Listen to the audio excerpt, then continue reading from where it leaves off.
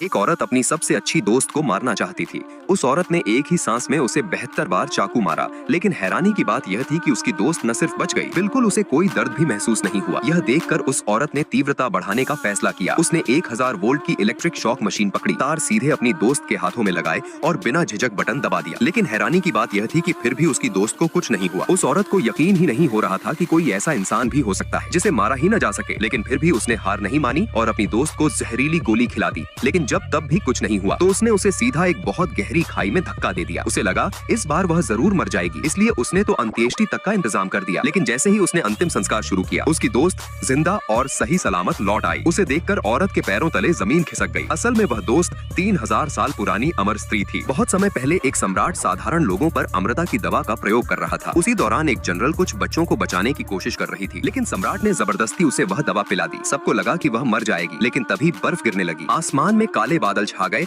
और अचानक वह जनरल अमर शरीर के साथ जिंदा लौट आई। यह देखकर सम्राट डर गया और तुरंत उसे मारने का आदेश दे दिया। लेकिन हैरानी की बात यह थी कि वह अमर स्त्री न सिर्फ बच गई, बल्कि उसे कोई दर्द भी महसूस नहीं हुआ। यह देखकर सारे सैनिक डरकर भाग गए, लेकिन उस स्त्री ने किसी को नहीं छोड़ा और सम्राट को मारकर उसने उन बच्चों को आजाद कर दिया। इसलिए उन बच्चों ने कसम खाई कि उनकी हर पीढ़ी उसका साथ निभाएगी और यह सिलसिला 3000 सालों तक चलता रहा। एक दिन उन्हीं वंशजों में से एक बूढ़े आदमी ने उस स्त्री से कहा कि उसे डर है कि उसके बाद उसकी सेवा कौन करेगा, क्योंकि उस दवा ने जान तो दी थी, लेकिन हर 100 साल में 1 महीने के लिए स्त्री को अंधा भी कर देती थी। और बूढ़ा आदमी अब बहुत कमजोर हो चुका था, इसलिए वह उसकी सुरक्षा को लेकर चिंतित था। तब उसकी पोती ने उसकी जगह लेने का फैसला किया। वह उस स्त्री के सामने घुटनों पर बैठ गई और बोली, आज से मैं आपकी सेवा करूंगी। समय बीतता गया और उस दिन के बाद वे दोनों कभी अलग नहीं हुई। उनका रिश्ता मालिक और सेवक से बढ़कर एक सच्ची दोस्ती बन गया। लड़की कितने भी गुप्त प्रयोग उस पर करती, वह अमर स्त्री हमेशा उसे माफ कर देती। लेकिन एक दिन उनकी जिंदगी में बड़ा मोड़ आया। कुछ लोगों ने लड़की को अगवा कर लिया ताकि वे अमर स्त्री को पकड़ सके। उन्होंने धमकी दी, हमारे साथ चलो और अमरता का राज बताओ,